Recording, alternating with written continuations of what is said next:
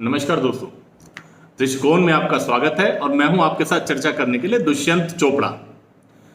दोस्तों, आज की चर्चा शुरू करने से पहले मैं एक अमिताभ बच्चन की बहुत ही एक प्रसिद्ध फिल्म हुई है उसका जिक्र करना चाहूंगा।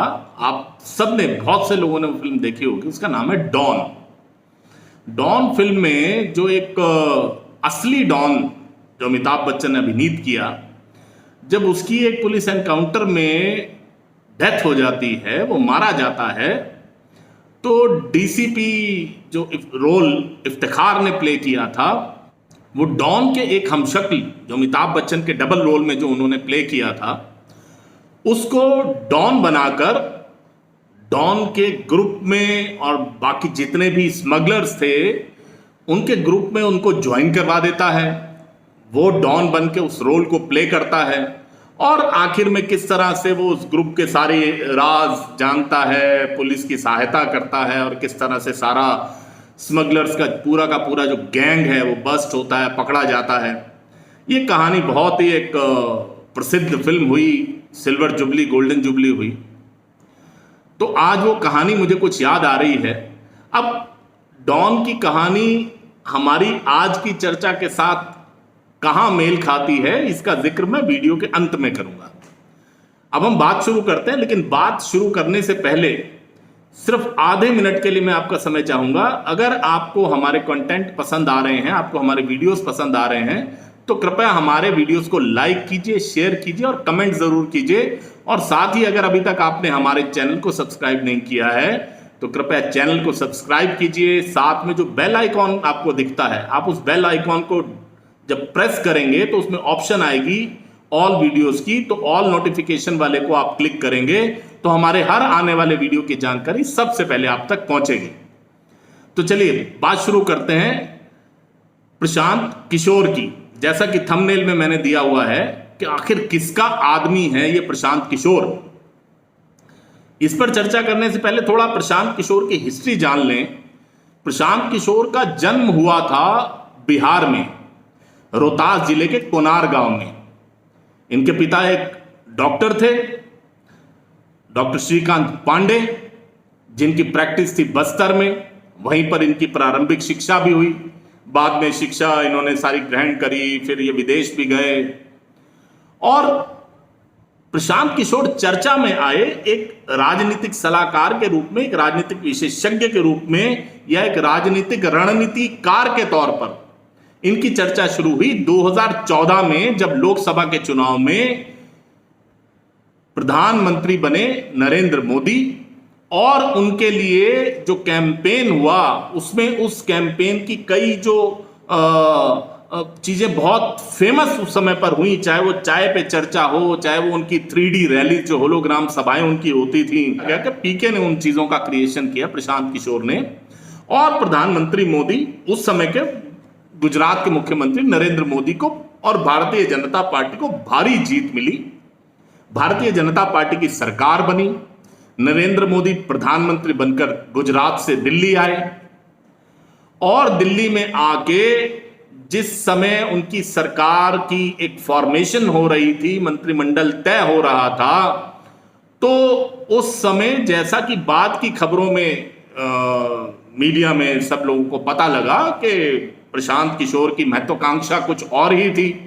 वो इस जीत के बदले सिर्फ एक चुनाव रणनीतिकार के तौर पर या एक प्रोफेशनल के नाते जो उन्होंने ये काम किया, अब वो सक्रिय राजनीति में उनकी आने की आकांक्षाएं थी, उनकी इच्छा थी।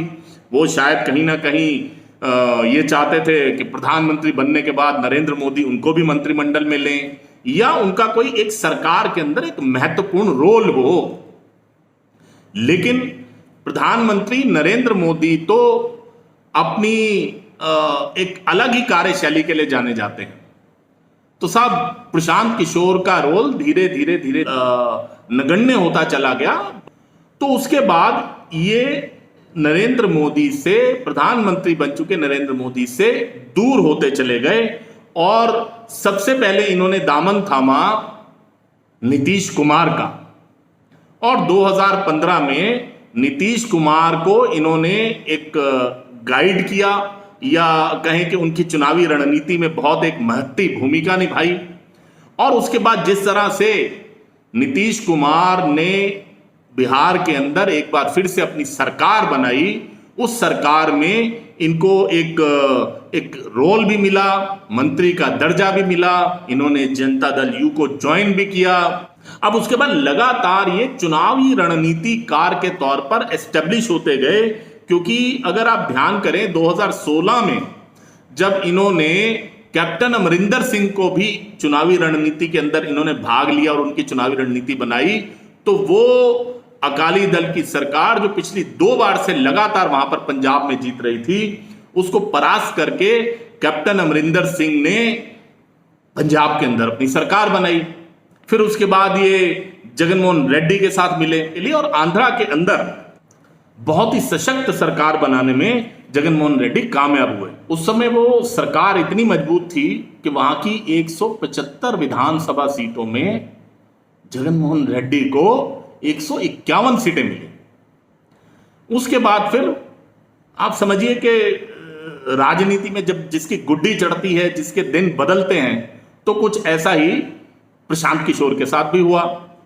अच्छा, अब घोषित तौर पर वो एक ऐसी इमेज बना चुके थे, एक ऐसे रणनीतिकार की जो प्रधानमंत्री नरेंद्र मोदी का घोर विरोधी है। तो उसके चलते जितनी भी विपक्षी पार्टियां थी, भले वो आंध्रा की हो, केरला की हो, वेस्ट बंगाल में ममता हो या कांग्रेस हो, नीतीश कुमार हो, सभी लोगों के लिए प्रशांत किशोर एक पहली पसंद बन गए। फिर हम सभी ने यूपी का 2017 का विधानसभा चुनाव भी देखा, जहां यूपी के लड़कों का एक सामंजस्य बना, राहुल गांधी और अखिलेश साथ साथ घूमे, उसके पीछे भी प्रशांत किशोर का ही दिमाग काम कर रहा था। अब ऐसे में 2018 बीतता है और आता है 2019 का लोकसभा चुनाव। नरेंद्र मोदी पहले से भी ज्यादा सीटें लेकर आए और वो प्रधानमंत्री बने। अब उनके प्रधानमंत्री बनने के बाद तक 2019 तक प्रशांत किशोर की बहुत ही निकटता सुश्री ममता बनर्जी के साथ हो चुकी थी। वो उनके सलाहकार बन चुके थे। हालांकि सलाह तो वो भले ही तमिलनाडु में स्टालिन हो, जगनमोहन रेड्डी हो, या तेलंगाना बनने के बाद राजशेखर रेड्डी हो, सभी लोगों को अपनी सलाह का जो सेवाएं हैं, वो सेवाएं तो प्रशांत किशोर की जारी थी। माइनस भाजपा या माइनस भाजपा समर्थित दल, वो सभी को सलाह देने में लगे हुए थे। यहां तक कि जब 2019 के महाराष्ट्र चुनाव के बाद शिवसेना और भाजपा की पटरी नहीं बैठी और शिवसेना ने कांग्रेस और एनसीपी के साथ मिलकर वहां पर सरकार बनाई, उसमें भी कहीं ना कहीं पर्दे के पीछे प्रशांत किशोर की भूमिका रही। और एक और पार्टी उनको भाजपा विरोधी पार्टी मिल गई जो थी शिवसेना। वो शिवसेना के संपर्क में भी आ गए। यानी कि एकमेव लक्ष्य उनका यह था कि हर वो पार्टी जो भाजपा के विरोध में खड़ी हो सकती है, जो प्रधानमंत्री नरेंद्र मोदी के विरोध में खड़ी हो सकती है, प्रशांत किशोर उसको अपनी राजनीतिक सलाह देने में नंबर 1 बन गए, सबकी नंबर 1 पसंद बन गए। यहां पर एक बात का और जिक्र करना चाहूंगा, जिसको बाद में मैं अपनी बात से भी जोड़ूंगा। 2018 में जब कुछ विधानसभाओं के चुनाव हुए, राजस्थान, छत्तीसगढ़ और मध्य प्रदेश, इन तीनों ही प्रदेशों में भाजपा की सरकार थी। अब इन तीनों प्रदेशों में एंटी इनकम्बेंसी फैक्टर भी था और कहीं ना कहीं कुछ और भाजपा की इंटरनल परेशानियां भी थी। लेकिन एक महत्वपूर्ण बात यह थी कि इन तीनों राज्यों में भाजपा के अलावा सामने जो विपक्षी दल था वो केवल मात्र कांग्रेस था। तो कांग्रेस ने इन तीनों राज्यों में अपनी सरकार बना ली। अब उस सरकार बनाने में प्रशांत किशोर की कोई भूमिका थी या नहीं थी, ये एक बहुत बड़ा क्वेश्चन मार्क है साहब। इसको मैं आगे जोड़ूंगा अपनी एक बात से। फिर उसके बाद आता है एक और महत्वपूर्ण चुनाव, दिल्ली विधानसभा का चुनाव 2020 में हुआ था। तो 2020 के दिल्ली विधानसभा चुनावों में प्रशांत किशोर अपनी नजदीकी बना चुके थे दिल्ली के मुख्यमंत्री अरविंद केजरीवाल के साथ। उनकी निकटता के चर्चे, उनकी मीटिंगों के चर्चे और प्रशांत किशोर किस तरह से आम आदमी पार्टी की एक रणनीतिकार के रूप में सहायता कर रहे हैं, ये सब चर्चे आम हो चुके थे। सबको पता था कि प्रशांत किशोर आम आदमी पार्टी को अपनी चुनावी रणनीति की सेवाएं दे रहे हैं। आम आदमी पार्टी ने दिल्ली का चुनाव प्रचंड बहुमत के साथ जीता। कांग्रेस का सुपड़ा साफ हो गया। अब उसके बाद आप नजर डालिए, उसके बाद के जितने भी चुनाव हुए, विशेष रूप से जो अभी रिसेंट टाइम्स हैं। सबसे पहले मैं जिक्र करूंगा बिहार के चुनाव का। बिहार के चुनाव में कांग्रेस और राजद का जो पैक्ट हुआ, उस पैक्ट में भी एक महत्वपूर्ण भूमिका प्रशांत किशोर की रही इस सामंजस्य को बनाने में और इस गठबंधन को बनाने में। और उस गठबंधन में बावजूद इसके कि कांग्रेस की वहां पर ताकत नहीं थी, लेकिन फिर भी कांग्रेस को भारी मात्रा में सीटें दी गई राजद के द्वारा, जिसका खामियाजा राजद ने भुगता। कांग्रेस अपेक्षित रिजल्ट नहीं ला पाई और राष्ट्रीय जनता दल तेजस्वी यादव वहां सरकार बनाते बनाते रह गए। अब बिहार के चुनाव के बाद अगर हम ये जो अभी रिसेंटली जो 5 विधानसभाओं के चुनाव हुए, उन चुनावों में नजर डालें तो सबसे पहले वेस्ट बंगाल के चुनाव को लीजिए। वेस्ट बंगाल के चुनाव में प्रशांत किशोर ने बहुत बोल्डली एक घोषणा करी कि बीजेपी अगर 100 सीटें भी पार कर लेगी तो मैं ये स्थान छोड़ दूंगा या ये काम छोड़ दूंगा। उनकी लैंग्वेज का अर्थ कुछ भी निकाला जा सकता है। कहा उन्होंने यही कि भाजपा की 100 से ज्यादा सीटें नहीं आएंगी और ममता बनर्जी थंपिंग मेजॉरिटी के साथ अपनी सरकार बनाएंगी। हुआ भी ऐसा ही। ममता बनर्जी वहां पर प्रचंड बहुमत लेकर आई। भारतीय जनता पार्टी 77 विधायकों पर रुक गई। लेकिन यहां पर नोट करने वाली बात यह है कि वेस्ट बंगाल से कांग्रेस का सुपड़ा साफ हो गया। वो कांग्रेस जो पिछली विधानसभा में एक अच्छी खासी संख्या लेकर आई थी, इस बार अपना एक भी प्रत्याशी नहीं जितवा सकी। इस बीच में आप ये ध्यान रखिए कि प्रशांत किशोर कांग्रेस के पास लगातार 2017 के बाद तो आ ही गए थे, जब वो उन्होंने पंजाब में कैप्टन अमरिंदर के लिए काम किया था, कांग्रेस के लिए काम किया था। वो लगातार कांग्रेस के संपर्क में थे और कांग्रेस में भी जो गांधी परिवार है, भले वो सोनिया गांधी रही हो, भले वो प्रियंका वाड्रा रही हो, भले वो राहुल गांधी रहे हो, वो उन्हीं तीनों के सतत संपर्क में थे। कांग्रेस ने जिस तरह से वहां पर उस गठबंधन को स्वीकार किया, उसका नतीजा यह निकला कि वहां पर उसके ऊपर एक आरोप चस्पा हो गया कि कांग्रेस मुस्लिम परस्त पार्टी है। कमोबेश यही हालत असम के अंदर हुई, यही हालत केरल के अंदर भी हुई। वो केरल जहां पर कि उनकी सरकार आने की बारी थी। केरल का भी इतिहास यही रहा है कि एक बार एलडीएफ, एक बार UDF. UDF is always led by Congress. तो इस बार कांग्रेस की बारी थी वहां पर सरकार बनाने की, लेकिन साहब वहां पर भी कांग्रेस ने मुंह की खाई और एलडीएफ ने वहां पर सरकार बना ली। आसाम के अंदर जो उन्होंने गठबंधन किया, वहां पर भी उनके ऊपर वही आरोप लगा कि कांग्रेस एक मुस्लिम परस्त और मुस्लिमों की पार्टी होती जा रही है और वहां की जो बहुसंख्यक हिंदू जनता थी, जो वोटर था, वो लामबंद हुआ और वहां पर भी कांग्रेस सफलता हासिल नहीं कर पाई। पुडुचेरी में उनकी सरकार थी, पुडुचेरी में उनकी सरकार नहीं रही। और अगर हम बात करें तमिलनाडु की, तो तमिलनाडु में जहां पर कि कांग्रेस का रोल बिल्कुल नगण्य था, डीएमके ने, जैसे होता है ना कि भीख के तौर पर डोनेट कर देते हैं कि लो जी इतनी सीटें हैं आप लड़ लो, जहां पर डीएमके ने कांग्रेस को तरजीह नहीं दी, जहां डीएमके ने अपनी चलाई, बिहार की तरह तेजस्वी यादव की तरह गलती नहीं करी, वहां पर डीएमके ने बहुत अच्छा रिजल्ट दिया और थंपिंग मेजॉरिटी के साथ तमिलनाडु के अंदर अपनी सरकार बना ली। तो ये पांचों राज्यों में किस तरह से कांग्रेस हाशिए पर आ गई, बिहार में किस तरह से कांग्रेस हाशिए पर आ गई, उत्तर प्रदेश में दो लड़कों की जब एक युति बनी थी, वहां पर कांग्रेस किस तरह से हाशिए पर आ गई। आज हालत यह है कि विपक्षी दलों के लिए कांग्रेस एक अनटचेबल पार्टी हो गई, कोई उसको हाथ नहीं लगाना चाहता। और अभी रिसेंटली जिस तरह से पंजाब के अंदर कैप्टन अमरिंदर सिंह को धता बताते हुए, उसको साइड लाइन करते हुए और यहां तक कि उनको बेइज्जत करते हुए नवजोत सिंह सिद्धू को जो प्रदेश का अध्यक्ष बनाया गया, तो यह बात सर्वविदित हो चुकी है कि उस निर्णय के अंदर सबसे बड़ा रोल प्रियंका वाड्रा का था। और प्रियंका वाड्रा लगातार किसके संपर्क में है? प्रशांत किशोर के। कांग्रेस किसके संपर्क में है या गांधी परिवार किसके संपर्क में है? प्रशांत किशोर पीके साहब के।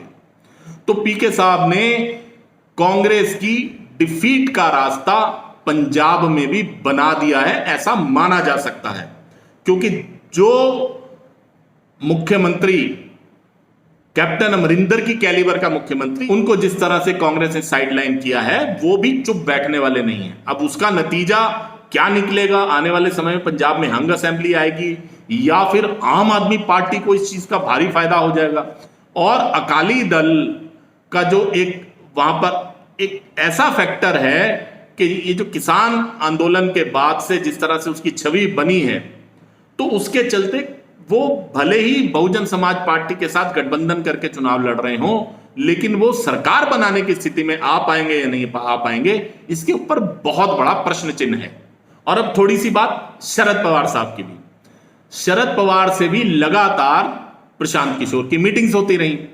मीटिंग्स या उसके बाद ओवरऑल जो शरद पवार की जो भागदौड़ थी या जो उनके बयान आते गए या जो उन्होंने प्रयास किए, वो सारे प्रयास इस तरफ इंगित करते थे कि वो माइनस कांग्रेस एक अलग से एक ऐसा राष्ट्रीय मंच बनाने में लगे हुए हैं जो कि सभी पार्टियों को इकट्ठा करके एक छाते के नीचे लाना, प्रधानमंत्री नरेंद्र मोदी के खिलाफ उसको 2024 के लिए तैयार करना, लेकिन वो एक ऐसा छाता हो जिस छाते के नीचे या वो छाता कांग्रेस का ना हो, कांग्रेस उसका हिस्सा नहीं हो।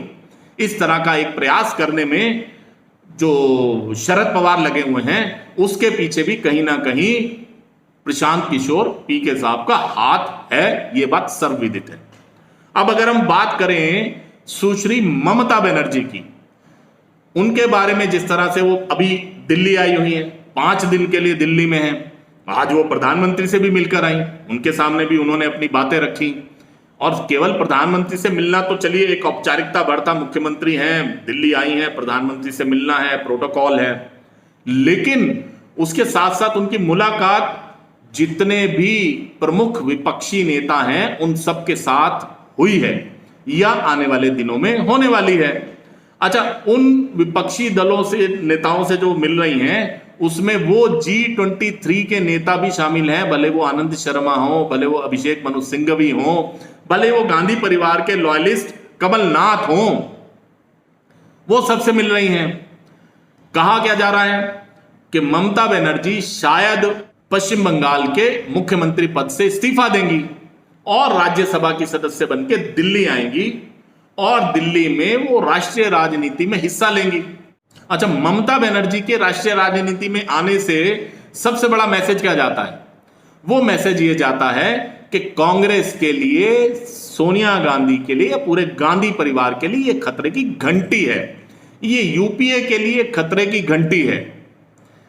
लेकिन आप मजे की बात देखिए कि वो प्रशांत किशोर जो वेस्ट बंगाल के चुनाव के समय पर कांग्रेस और ममता बनर्जी दोनों को अपनी सेवाएं दे रहे थे, उन्होंने कांग्रेस को, जैसा कि बताया जाता है, यह बात समझा दी कि देखिए, अगर आपने ममता बनर्जी को हराने में नरेंद्र मोदी की डायरेक्टली इनडायरेक्टली कोई भी मदद करी तो उसका नुकसान कांग्रेस को भुगतना पड़ेगा।